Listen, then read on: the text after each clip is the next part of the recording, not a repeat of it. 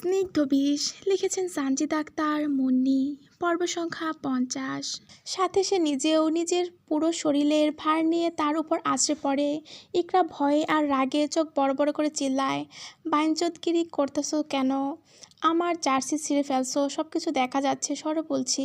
ধ্রুবর গায়ে তো অনেক জোর। সে এক হাতে ইকরার দু হাত মাথার উপর শক্ত করে চেপে ধরে, অন্য হাতে ওর ছেঁড়া জার্সিটা একেবারে টেনে ওর শরীর থেকে আলাদা করে নিয়ে ব্যঙ্গাত্মক সুরে বলে, তোর তো পাওয়ার নেওয়ার অনেক শখ। এলন মাস্কের বোন বেলুন মাস্ক, আয় আমি তোকে কিছু পাওয়ার দিচ্ছি। তোর ধ্রুব ভাই অনেক দয়ালু, তাই তোর শখটা পূরণ করে দেই। তোমার থেকে পাওয়ার আমি নেব না, সরো বলছি। সাওয়া সাওয়া করিও না ধ্রুব ভাই।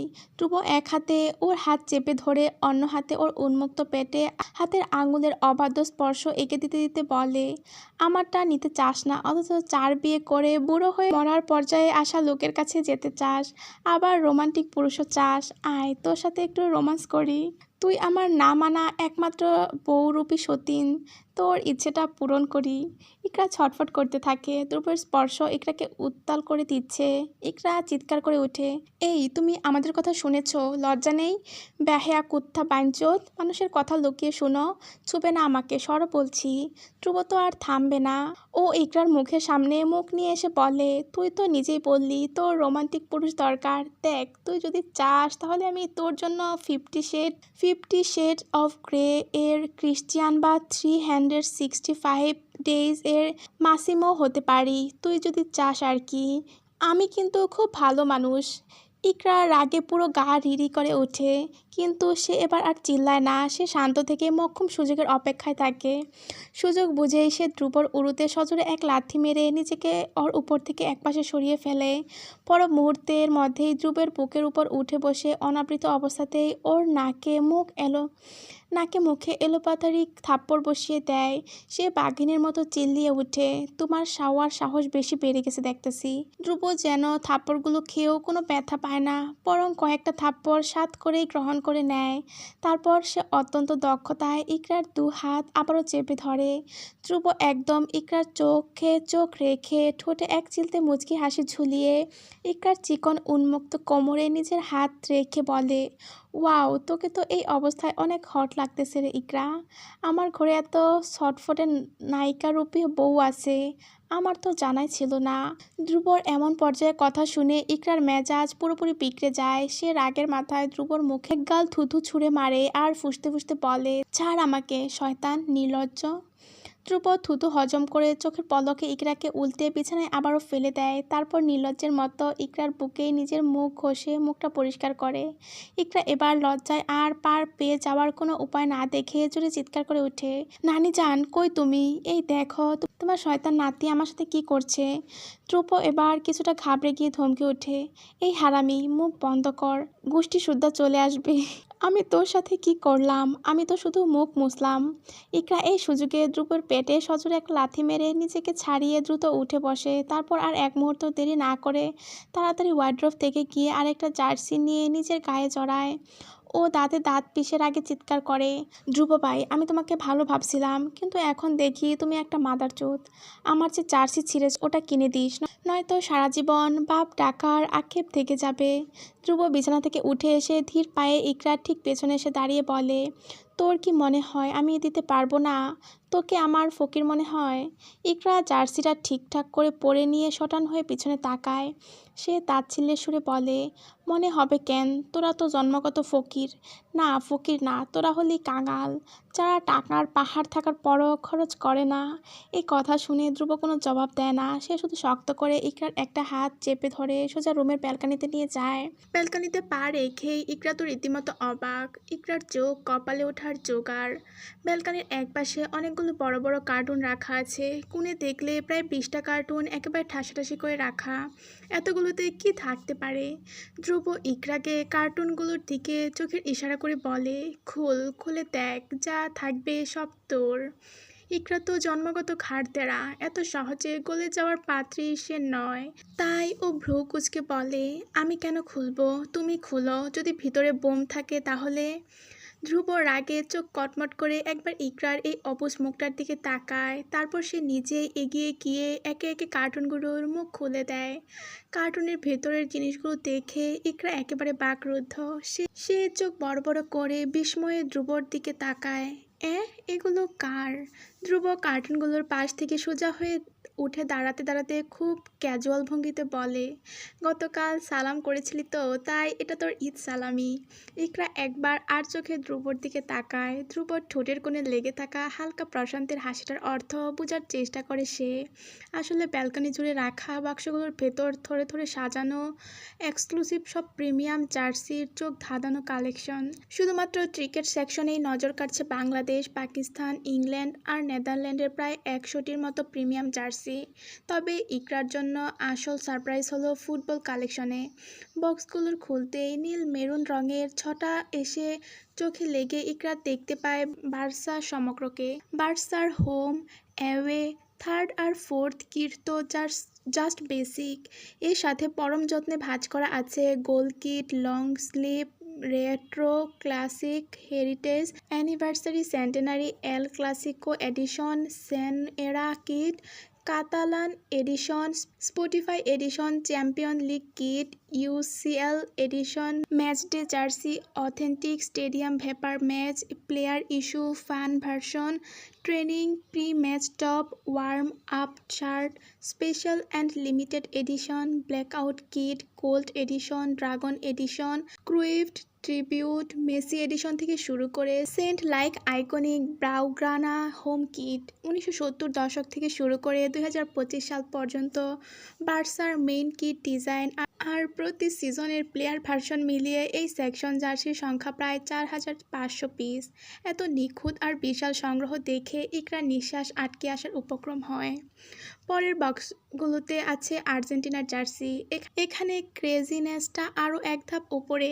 আর্জেন্টিনার home, away, third and goalkeeper কিটের পাশাপাশি এই রয়্যাল কালেকশন আছে world cup, Copa America, Finalissima, champion edition, gold champions, anniversary edition, retro 1978 and 1986, Maradona and Messi edition, Campeones del Mundo, authentic, fan version, player issue, heat ready, aero ready, match day, training, pre match top, warm up, long sleeve, limited and blackout edition, sky blue classic, 3 stars champion, Qatar 2022 winners, 50th anniversary and centennial style kit.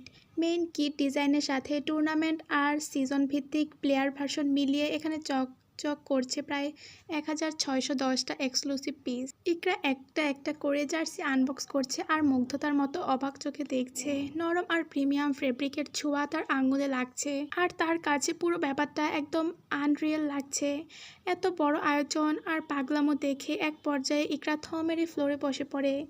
Speechless হয়ে যায় সে। শুধু একটা কথায় তার মাথায় এখন ক্রমাগত ঘুরপাক খাচ্ছে। এত এক্সক্লুসিভ আর রেয়ার কালেকশনের পেছনে ধ্রুব ঠিক কত লাখ টাকা ইনভেস্ট করেছে? সব মিলিয়ে জার্সি হবে 6210টা। ইকরার ভেতরে সব রাগ মুহূর্তের মধ্যে যেন উধাও হয়ে যায়। সে খুশিতে আত্মহারা হয়ে লাফিয়ে উঠে ধ্রুবকে শক্ত করে জড়িয়ে ধরে। খুশিতে ওর গলা কাঁপছে। তুমি এগুলো কিনেছো ধ্রুব ভাই? এমন ঈদ সালামি আমার প্রতি বছর চাই। আমার এক জীবনে আফসোস মেটানোর জন্য তোমাকে একটা চুমু। এই কথা বলে ইকরা আনন্দে গদগদ হয়ে ধ্রুবর গালে আলতো করে একটা চুমু খায়। ধ্রুবর বাইরের রূপ গম্ভীর হলেও বউয়ের এমন আদরে সে তো মনে মনে খুশিতে ধিনতানা নাচতে থাকে। সে এই সুযোগে নিজের ইগো বজায় রেখে বলে ওঠে, এত আদিক্ষতার কি আছে? এসব অল্প টাকার কিছু জিনিস, মাত্র 52 লাখ টাকা খরচ হয়েছে। এসব আর তেমন কি। ইকরা এখন আর এসব টাকার অঙ্ক শোনার পাত্রী নয়। এতগুলো নিজের পছন্দের জিনিস আর জার্সি দেখে চরম উত্তেজনায় প্রায় জ্ঞান হারিয়ে ফেলার জোগাড়। সে এই খুশির খবরটা সবাইকে জানাতে এক দৌড়ে ঘর থেকে বাইরে চলে আসে। নাজহা আর সিমরানকে ডেকে আনতে। ধ্রুব দরজার কাছে দাঁড়িয়ে ইকরার এই পাগলামি ভরা যাওয়ার পথের দিকে একদৃষ্টে তাকিয়ে থাকে। ঠোঁটে তার প্রশান্তির হাসি। এই টাকাগুলো ওকে বিবিজান দিয়েছিল, বিয়ের সময় 70 লাখ টাকা দিয়েছিল যাতে বিয়েটা করে ঘুষ হিসেবে। ধ্রুব সে টাকা খরচ করার কোনো জায়গায় পাচ্ছিল না, তাই সে ইকরাকে সারপ্রাইজ দিতে এই ভণ্ডামিটা করলো। সে এমনিতে পরিবারের টাকায় নিজে কিছু করে না, নিজের পরিশ্রম দিয়ে নিজের সব খরচ নিজেই চালায়, কারণ তার পরিবারের কোনো টাকাই হালাল না তা সে জানে। রাত এখন 10টার কাছাকাছি। রাতের খাওয়া দাওয়া চুকিয়ে শিকদার বাড়ির সদর দরজার সামনে ভারী বিচার সভা বসেছে। একপাশে তৌসির, রুদ্র, নাজিম চাচা আর কেরামত বসে আছে। তাদের ঠিক পেছনে দাঁড়িয়ে আছে তাদের নিজস্ব দলবল। তার ঠিক উল্টো দিকে বসে আছে গ্রামের মেম্বার, তার পেছনে দাঁড়িয়ে আছে তার কিছু লোক, মাঝখানে দাঁড়িয়ে আছে অপরাধী দুজন, মেম্বারের ছোট ভাই এবং তৌসিরের চাচাতো ভাই কাব্য। সামান্য ক্রিকেট খেলা নিয়ে কথা কাটাকাটি, সেখান থেকে হাতাহাতি, আর তারই ফয়সালা করতে রাতের এই জমায়েত। তৌসির বিরক্ত নিয়ে ওদের দিকে একবার তাকায়, তারপর মেম্বারের দিকে ফিরে তাচ্ছিল্যের সুরে বলে, কি আর কমুরে আমার শাওয়ার মেম্বার, এইসব ছোট বিষয়েও বিচারে বইতে হয়। এখনকার পোলাপানের ভেতর জিগর নাই, মারামারি কইরা হাত ছিলে পা ছিলে। কথাটা বলেই তৌসির মেম্বারের ভাইয়ের দিকে আর কাব্যর দিকে তাকিয়ে একটা ধমক দিয়ে বলে ওঠে, আরে বেটা, একজনে আরেকজনের ধরবি, ডাইরেক্ট ফারবি ছিড়বি, তারপর না হয় সিরিয়াস হইয়া দেখতাম কি সাওয়া করছস, শুধু নাক মুখ ফাটাইছস, এসবের বিচার কি করমু।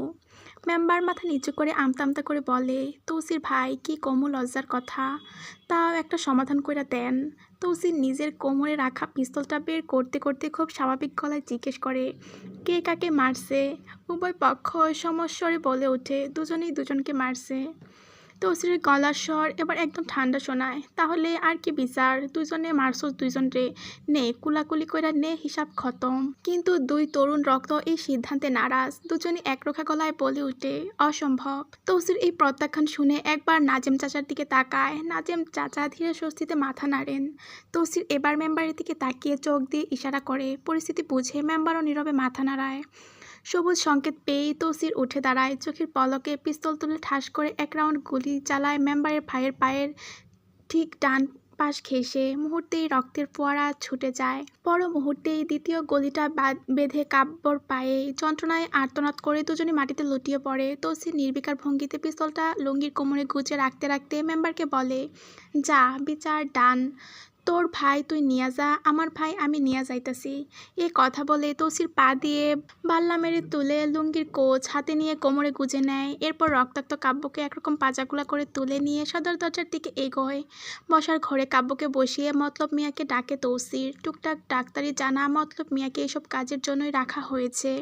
তাকে ব্যান্ডেজ করার নির্দেশ দিয়ে তৌসির দাঁত চেপে কাব্যকে শাসিয়ে বলে, এরপর যদি দেখছি শুধু এসব ঠুনকো বিষয়ে তোর নামে বিচার আইছে, তাহলে দেখিস কি করি।